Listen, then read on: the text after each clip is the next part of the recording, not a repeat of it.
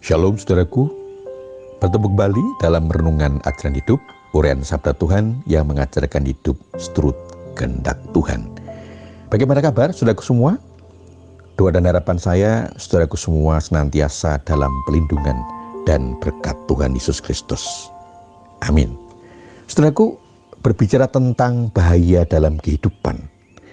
Sesungguhnya bahaya setiap saat mengancam kita, tanpa kita menduga dari mana asalnya, kapan waktunya, di mana akan terjadi.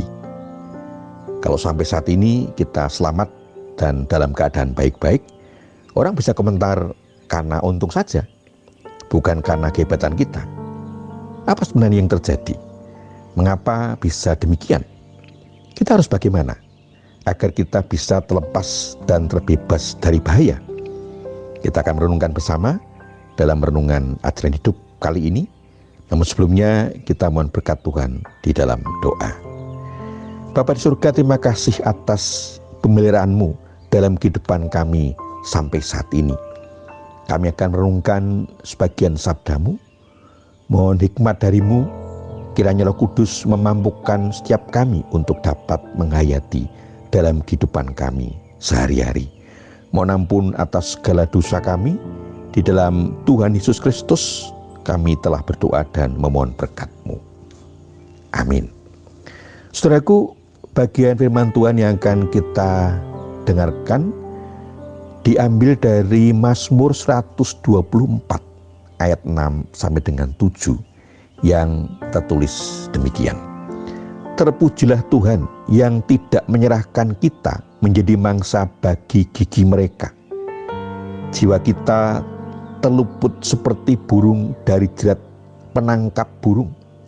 Jerat itu telah putus dan kita pun terluput.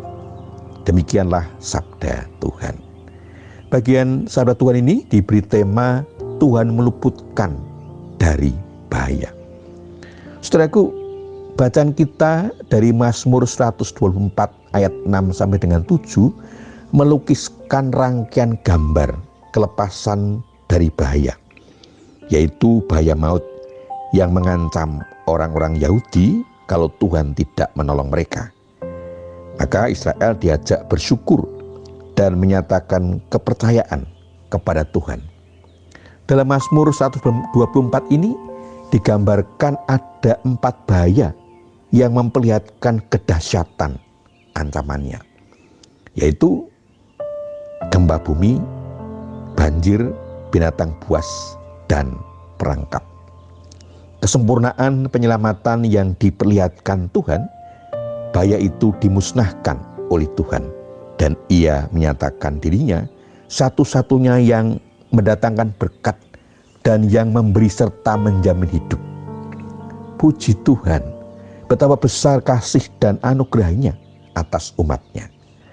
Bagaimana pengalaman dalam kehidupan setiap kita, saudara semua? Tidakkah kita menyadari kalau sampai sekarang ini kita selamat dan dalam keadaan baik-baik karena Tuhan yang telah melindungi, meluputkan kita dari segala bahaya yang setiap saat mengancam kita. Seperti halnya Israel, kita juga senantiasa diingatkan untuk yang pertama, mengucap syukur dalam setiap bagian hidup atas pengalaman yang telah diberikan Tuhan sebagai wujud pemeliharaan dan penyertaannya. Dari pengalaman-pengalaman itu kita belajar untuk menemukan prinsip-prinsip hidup yang telah diajarkan Tuhan sebagai pegangan panduan dalam kehidupan selanjutnya. Tidak untuk dialami kemudian dilupakan, tetapi tetap terpatri menjadi senjata melawan segala hambatan dan rintangan dalam kehidupan. Yang kedua, percayalah bahwa Tuhan di dalam Yesus Kristus akan senantiasa melindungi dan meluputkan kita dari segala bahaya, bahkan bahaya maut yang setiap saat bisa datang dalam kehidupan kita. Kasih dan anugerah Tuhan itu tidak membuat kita sombong dan tinggi hati, justru sebaliknya menjadi rendah hati dan senantiasa merendahkan diri di hadapan Tuhan, bahwa sesungguhnya kita ini orang lemah dan tidak berdaya tanpa pertolongan Tuhan. kita tidak dapat melakukan apa-apa, maka senantiasalah mengandalkan Tuhan.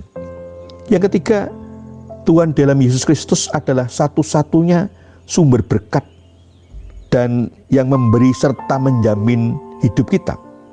Berkat Tuhan setiap saat disediakan untuk kita, maka layakkanlah diri kita untuk menerima berkat-Nya dengan setia dan hanya berharap padanya dalam kehidupan. Dan meyakini bahwa hidup ini anugerah Tuhan. Dialah yang memberi dan menjamin keberlangsungannya. Maka marilah kita menghargai hidup pemberiannya dengan menjalani hidup seturut kehendak-Nya dan menjadikan nama Tuhan dipermuliakan melalui kehidupan kita. Percayalah dan yakinlah, Tuhan Yesus memberkati. Amin. Mari kita menaikkan syukur kepada Tuhan di dalam doa. Bapa di surga, terpujilah nama-Mu kekal selama-lamanya. Selayaknya lah kami menaikkan pujian dan syukur atas kemurahan dan kebaikan-Mu dalam kehidupan kami sampai saat ini. Bukan hanya memelihara dan memberkati kehidupan kami, tapi Engkau juga melindungi bahkan meluputkan kami dari segala mara bahaya yang bisa menimpa kami setiap saat. Mampukan kami, ya Tuhan, untuk senantiasa hidup penuh syukur dan menjalani kehidupan seturut dengan kehendak-Mu. Sehingga melalui hidup dan kehidupan kami, nama Tuhan dipermuliakan. Mohon pimpinan dan penyertaan-Mu untuk kehidupan kami selanjutnya. Mohon ampun atas segala kekurangan dan dosa kami. Hanya di dalam nama Tuhan Yesus Kristus, permohonan dan ucapan syukur ini kami naikkan. Amin. Saudaraku, demikian renungan ajaran hidup. Sampai bertemu kembali dalam renungan ajaran hidup selanjutnya. Tuhan Yesus memberkati. Amin.